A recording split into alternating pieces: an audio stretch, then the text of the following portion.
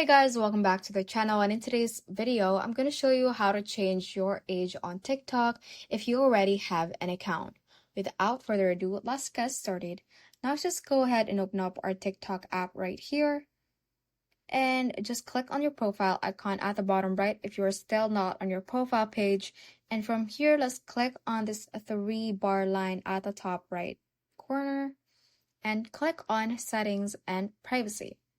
From here, let's click on Account under the Account section and click on User Information. Tap on that, and under the Account Information section, we should be able to see the date of birth option. So tap on that, and this info will pop up, so you can enter your own age, even if your account is for a business or a pet.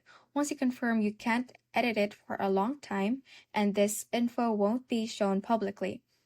Now, if you want to change your age, basically you can change your date of birth. So for example, I'm going to move it up and click on confirm right here, and then this window will pop up to confirm your age. So if it isn't correct, you can click on edit, and you can click on confirm if it is right. So just click on confirm, and your date of birth should be changed as well as your age. So that is all for this tutorial. Do let us know if this video helped you out, and if you have any questions, feel free to comment them down below. Thank you all for watching and have a great day.